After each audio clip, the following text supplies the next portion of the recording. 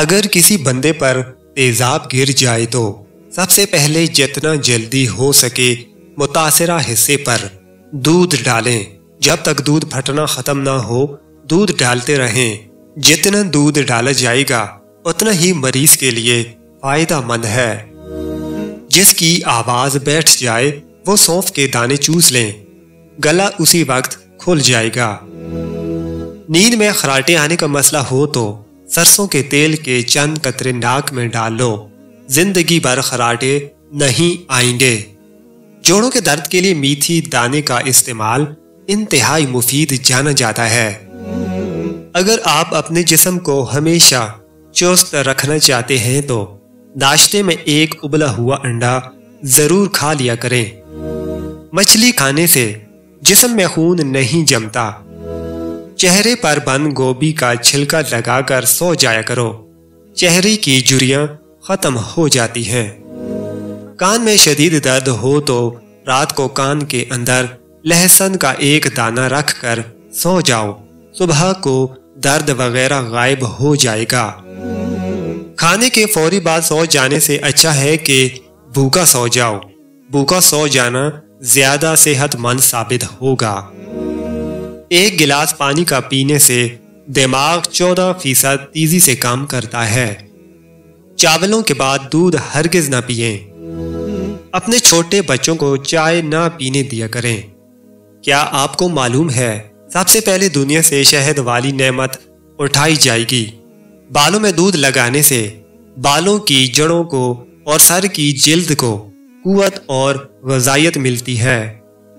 زخم کی سوجن کو دور کرنا ہے تو پیاز کو جلا لیں، اس میں ہلدی ملا کر زخم پر لگائیں۔ جن کا معدہ خراب رہتا ہو وہ آلو کے پانی میں اسپغول ملا کر روزانہ نہار منہ پی لیں۔ اگر آپ کے سر کے بال جڑنے لگیں تو ابلے ہوئے چاولوں کے پانی سے سر کو دھو لینے سے بال گرنا بند ہو جاتے ہیں۔ بد ہضمی کے مسئلے میں ابلے چاولوں کا پانی پینے سے فوراً بد ہضمی کا مسئلہ ٹھیک ہو جاتا ہے۔ اگر اپنے جسم کو ہمیشہ ٹھیک رکھنا ہے تو کبھی بھی پیٹ بھر کر کھانا نہ کھائیں۔ کثرت سے جھوٹ بولنے والے دوسروں کا جھوٹ پکڑنے میں بہت ماہر ہوتے ہیں۔ جب وضو کرنا مشکل لگے تو یہ سوچا کرو کہ اپنے گناہوں کو دھونے جا رہا ہوں۔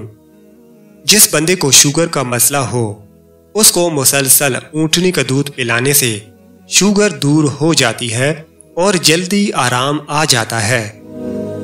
اونٹنی کا دودھ اگر حاملہ خواتین پیتی رہیں تو ان کا بچہ گورا پیدا ہوتا ہے۔ دسترخوان پر بیٹھو تو اپنے ہاتھوں کو قابو میں رکھو، کسی کے گھر جاؤ تو اپنی نظر کو قابو میں رکھیں، کسی محفل میں جائیں تو اپنی زبان کو قابو میں رکھیں۔ نمکین چیزوں کا کثرت سے استعمال کرنا بینائی کے لیے مضر ثابت ہوتا ہے۔ خشک کھانسی اگر رات کو سونے نہ دے تو صبح شام شہد کا 1 چمچ 6 دانے کالی مرچ ملا کر کھا لیں، انشاءاللہ کھانسی میں بہتری آ جائے گی۔ کم سونا آپ کی عمر میں کمی لاتا ہے۔ اگر دانتوں میں سخت میل جم گئی ہو تو کیکر کا کوئلہ دانتوں پر مل لیں، پھر اچھی طرح دھو لیں، دانت موتیوں کی طرح چمک جائیں گے۔ چہرے پر بڑھاپا نظر آنے لگے تو انار کا جوس پیو اور زیتون کا تیل استعمال کرو۔ پالک کینسر جیسی بیماری سے بچاتی ہے۔ جو لوگ وزن کم کرنا چاہتے ہیں وہ پالک کا استعمال ضرور کیا کریں۔ ٹانگوں میں یا جسم میں درد ہو تو گرم پانی کا استعمال بہترین علاج ہے۔ جسم کے کسی بھی حصے میں موج آ جائے تو اس حصے پر برف کی ٹھکور کریں۔ لٹکی ہوئی جلد اور جھریوں کے لیے انار کا استعمال بہت مفید ہے۔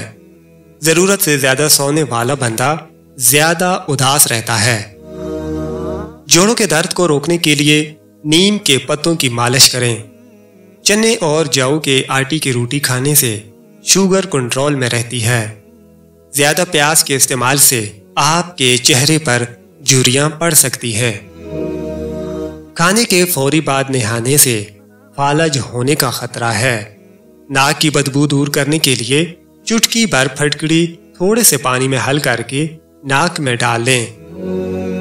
سر کی خشکی کو دور کرنے کے لیے لیموں کا ٹکڑا سر پر ملیں، خشکی ختم ہو جاتی ہے۔ پیٹ کی تمام بیماریوں سے نجات چاہتے ہیں تو پودینے کے پتے چباتے رہا کریں۔